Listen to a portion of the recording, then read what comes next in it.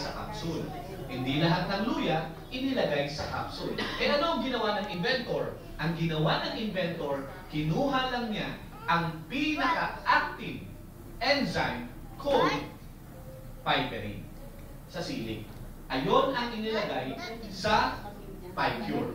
Yung isa naman po, curcumin, yung pinaka-active enzyme na ang tawag po ay curcumin, ayun po ang inilagay sa product natin.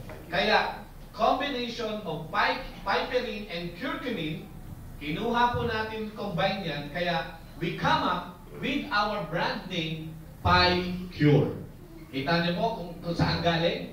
Ito po ay galing sa sili at luya na ang pangalan natin ngayon ay PiCure. Sabihin nyo nga po, PiCure. PiCure. Ayan po ang pangalan ng ating product. Now, ito po ang maganda. Alam niyo ho ba that there are 3 advantages meron ang product na ito. Powerful advantages. Hindi lang basta-basta advantage, ha? Malupit na advantage. Number 1, tingnan nyo ho.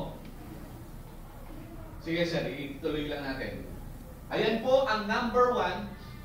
Ayan po ang number 1 na advantage natin over other food supplement na meron sa Pilipinas. Number 1, ito po ay meron ng clinical studies. Ilan po ang clinical studies? 3,800 clinical studies. Hindi mo pa iniinom yung gamot. Hindi mo pa nakikita o tinatry yung gamot. 3,800 doctors and scientists na ang nag-test ng product. At lahat ng yun, na 3,800 doctors and scientists, lahat sila nag-confirm na ang product na ito ay proven, safe, and effective. Hindi mo pa nagagamit, ha? Pero proven na siya, safe, and effective. Isa sa mga test na ginawa sa kanila ay prostate cancer. Alam niyo po ba, ang prostate cancer ay isa sa magiging problema ng mga kalalakihan when they reach the age of 16. Prostate, lalaki po yan, mahihirapan tayong umihi, at ito ay pwedeng maging prostate cancer. Okay? Karamihan sa mga kalalakihan ngayon namamatay sa prostate cancer. Alam niyo po ba, according sa clinical studies na kinunda ng mga scientists and doctors, ang PiCure po ay nakakatulong sa prostate. Na imbis na lumaki, ito po ay liliit at mareregulate niya, hindi na lalaki. If you keep on taking curcumin. Ayan po. Another thing is yung tinatawag ng cataract. Di ba may mga matatanda na nagkakaroon ng catarata?